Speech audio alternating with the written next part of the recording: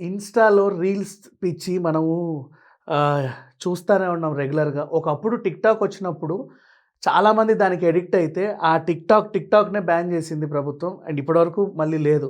కానీ ప్రత్యామ్నాయ మార్గాలు వెతుక్కుంటూ వీళ్ళందరూ రీల్స్ అని, యూట్యూబ్ షార్ట్స్ అని, ఇంకేవేవేవో చేసుకుంటా కాలక్షేపం చేసేవాళ్ళు ఉన్నారు. అంతెందుకు వాళ్ళ ఉత్సాహం కొద్దీ తీసుకునే చిన్న చిన్న సెల్ఫీలు, స్టేటస్‌లు, వాట్సాప్ స్టేటస్‌లు పెట్టుకొని కూడా మురిసిపోయేవాళ్ళు చాలామంది ఉన్నారు.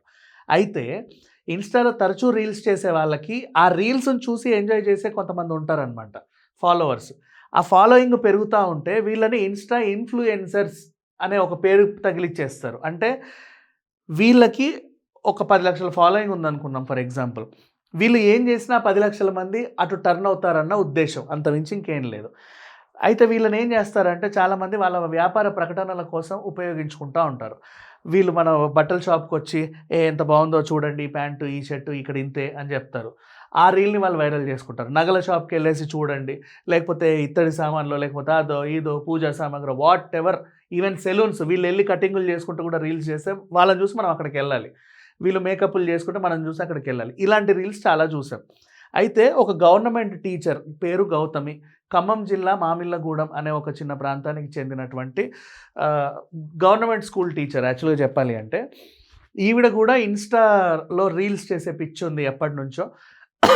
పాటలు పాడతా, డాన్సులేస్తా ఇన్‌స్టాలో ఏదో ఒక ఫాలోయింగ్ పెంచుకుంది. వృత్తి నీకు అనవసరంలే. ఆవిడ వృత్తి టీచర్ వృత్తి. బట్ అది ఆవిడ పర్సనల్. మనం అడగడానికి లేదు. కానీ నువ్వు స్కూల్లో గూడా పాఠాలు చెప్పకుండా రీల్స్ చేయడం, పిల్లలతో గూడా రీల్స్ చేయించడం, ఇంకేవో డిఫరెంట్‌గా పాఠాలు చెప్తూ రీల్స్ చేసి వైరల్ అవ్వడం. సరే పోనీలే ఒక టీచర్ గదా!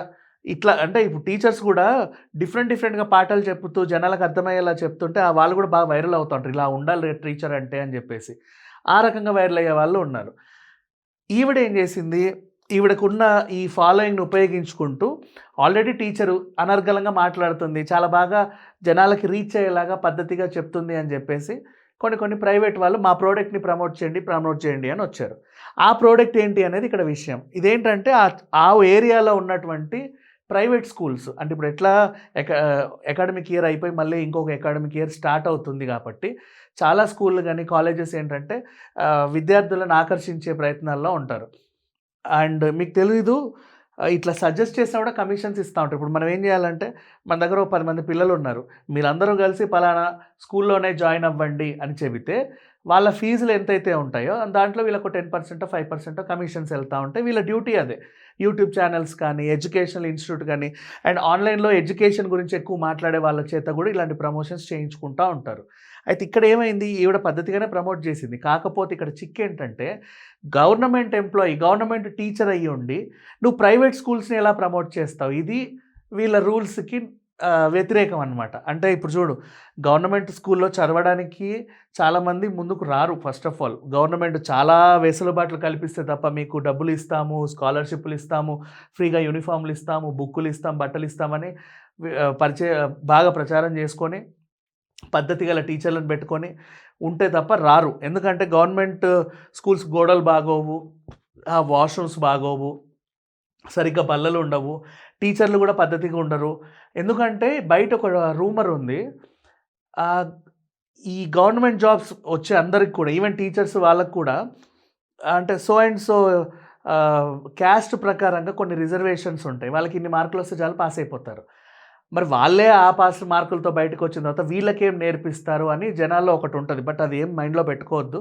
బాగా నిష్ఠాతులైన వాళ్ళనే వీళ్ళు తీసుకుంటారు. ఆ ఒక్క విషయంలో మాత్రం అపోహలు పడొద్దు ఎవరు గూడా.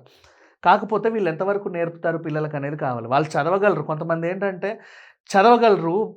ఫుల్‌గా బట్టి కొట్టి 100కి 100 మార్క్స్ ఒస్తాయి.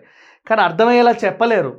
గబగబా పాఠాలు చదివేస్తారు. అర్థమైందా రాసేసుకోండి అని చెప్పి ఎళ్ళిపోతారు. అట్లా గూడా గవర్నమెంట్ టీచర్స్ ఉన్నారు. కొంతమంది ఆహ్, నీట్‌గా పాఠం చదువుతుంటే ఏదో సినిమా చూసిన ఫీలింగొచ్చి జనాలకు బాగా అర్థమయ్యేలాగా చెప్పేవాళ్ళు గూడా ఉంటారు. బట్ ఇక్కడ ఏమైందంటే పాపం ఈవిడ పిల్లలకి చక్కగానే చెప్పుద్ది. రీల్స్ కూడా పద్ధతిగానే చేస్తా ఉంది. కానీ ప్రైవేట్ స్కూల్స్ని ప్రమోట్ చేస్తుంది.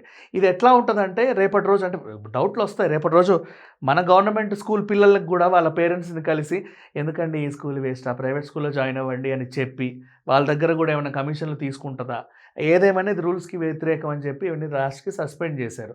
పోనీ ఈవిడ చేసిన పని ఇంతేనా, అయ్యో పాపం అనుకునేంత ఇప్పుడైతే అయ్యో పాపం అనేలానే ఉంది కదా.